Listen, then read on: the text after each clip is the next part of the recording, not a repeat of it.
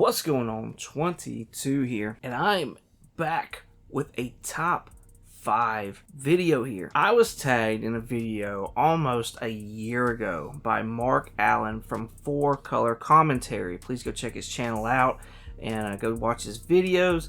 So firstly, I apologize for how long it has taken me to come up with this book.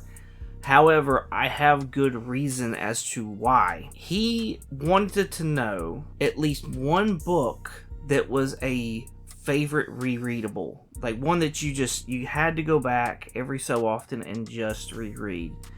And I'm not really a reader. However, I decided let's make this even better and even more fun and hard on myself. Let's make this a top 5 reads. So these are my top 5 rereadable stories that I get, that I love, that I pull out, and every once in a while, like, I just got to reread them. And some of this has also made me realize while doing this that I kind of changed up how I collect because of this question as well. And I decided that some books I don't necessarily need nor want the floppies of that story. I want actually like hardbacks of those books. So let's break into these top 5s that I have and let's talk these over and let me show them off to you. First book up is a floppy, and it is the only floppy out of all of them that you'll be seeing this evening. This is Batman The Dark Knight number 23.1 from the New 52.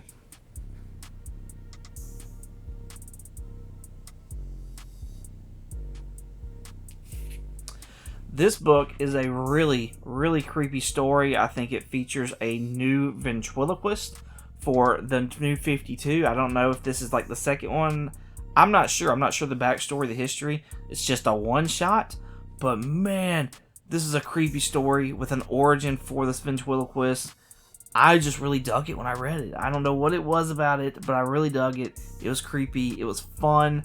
And I had like a ton of the Dark Knight volume. I got rid of everything but this one issue because of the story. And it features a ventriloquist in a theater. Gotham is in like darkness at this point in time, and this theater is all of a sudden the only one that has light, and it's attracting Gothamites like moths is what it's doing. There's like food set up there, and all of this is a ploy for the ventriloquist to then take the lives of all these Gotham people because they're the bad guy. They are a bad guy. And it was a really, and the origin was crazy. It's a really, really good story. I really enjoyed it. Maybe you will as well. I actually need a hardcover version of this book, but for now this will have to do. This is Batman The Long Halloween.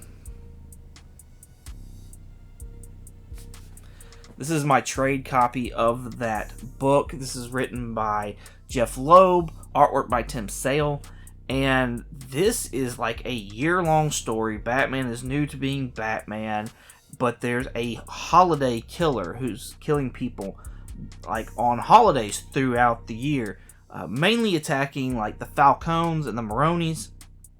But man, this is a really depth, like whodunit kind of murder mystery at the end. Like there's several different people that are like labeled the killer. That's a really good read. It's one of those Batman stories that to me is a really, really good read. And I know, and now I'm just realizing I did 2 Batman stories back to back, but that just how it is. We'll label, we're gonna label this one number 4. We'll label this one number 4. I've also just realized that a lot of the stories that I like are from DC, and including this one right here. This is Shazam.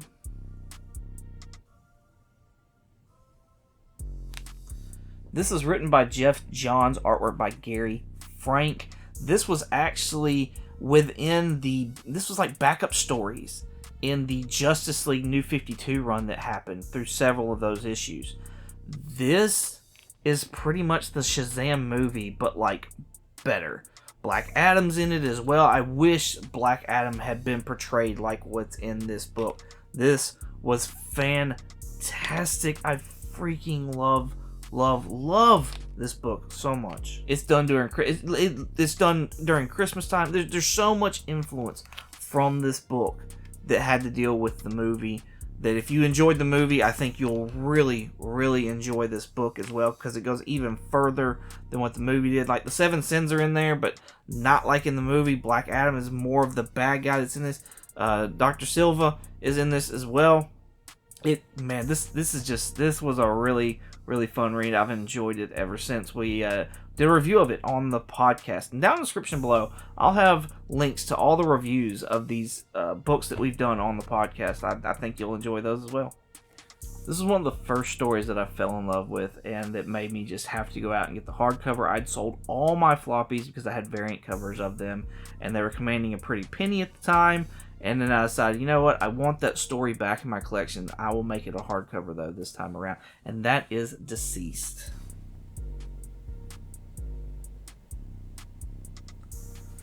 This is written by Tom Taylor and has, I think, a couple artists attached to it as well. Forgive me, I do not know their names. And this story is fantastic. I know Batman's on the cover right here, but Batman does not save the day in this story. In fact, don't expect to really see him do much of anything past issue 1. This collects all the issues for the Deceased title, as well as one other one-shot that came afterwards. And it is a fun read of DC heroes having to fight zombies with powers. And what it is that Darkseid, of course, is always looking for the anti-life equation. He goes to mix a mother box with Cyborg, I believe. Or no, a virus with a mother box. Cyborg was going to be the host. It did not go as planned.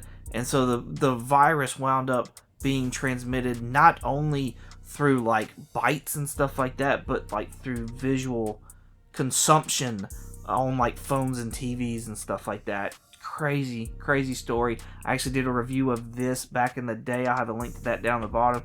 This was a really, really fun read. Fantastic story that I gotta go back to every now and then. My number one favorite read, and this honestly was a shock to me when I read this, that I would love this so much, but I do, and it's Thor, God of Thunder.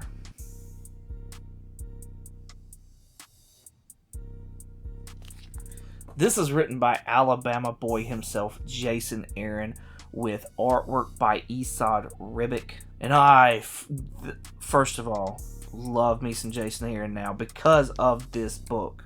Esad Ribic is in my top 5 of artists of all time, and I had to get this specific hardcover for it. Now, I wouldn't have been opposed to the omnibus of it at all.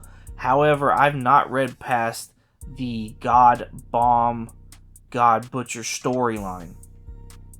And I know Jason Aaron did it, I just haven't read past it. But this has issues 1 through 11, which is God Butcher and God Bomb, all Gore being the villain.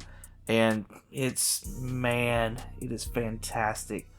Thor Love and Thunder, as everybody's always said, did no justice at all to this story, to this villain. And that should, at the least, Sam Raimi should have helmed that movie, made it a horror movie, and man, that would have been freaking fantastic, I'm telling you. But this right here, if you were disappointed about Thor Love and Thunder, pick this up. It's great. Now, this is volume 1 of a 2-volume hardcover series. Like I said, there is an omnibus out there, but if you want the whole God Butcher, God Bomb in one book, one hardcover, get this one right here. Like I said, it collects issues 1 through 11. The other one, it'll just be God Butcher, and then God Bomb will be second volume. So be sure to get this one right here. But man, this is great, fantastic. Mark Allen, I apologize to you, sir, for taking so long to come back with this, but also at the same time, thank you so much for tagging me. You gave me something really to think about and explore more in my collection, and I'm forever grateful about that, because you've had me experience books that I probably never would have experienced, and actually find appreciation in those as well. So thank you, sir, so much. His link will be down below in the description, so you should definitely go check out his channel, and if you dig what he's putting out, go sub him up. I'm going to go ahead and I'm going to tag 3 people as well. These 3 people are people that I know like to read. Please don't feel like you have to join in on this, but I think it would be appreciated, and who doesn't like a good tag challenge, right? So the 3 people that I know like to read that haven't been tagged already in this are DJ Links. I had a fantastic conversation with him on Collecting Uncensored, and you can go check that video out if you want, but we talked all about books that he loved to read, and I was like, yo, that's a cool side of DJ that I'd never seen before. So, yo, DJ, if you're into it, please hit us up. Mark Allen's rules were it didn't have to be a whole volume. It could just be one single issue, or it could be a whole volume of something. But let me hit up Brandon with Mon Comics. That man loves to read himself some books. And so, yo, Brandon, let us know, what are your top reads, your top rereads in comic books? And then Mr. Akins, I know he's going back and rereading like Iron Man and things like that. Mr. Akins, let us know, what are your top rereads? If I didn't tag you and you want to join in, please, open invitation right now. Join in on this and let us know what your top rereads are. Thank y'all so much for watching. I greatly appreciate it. You can find me on the Comically Comics podcast every Monday on Spotify and Apple Podcasts, as well as other podcatchers, on Wednesdays on our Comically Comics podcast YouTube channel. You can also find me on Instagram, eBay, and Shortbox at 22_comics. Once again, thank y'all so much for watching. As always, y'all have a good one.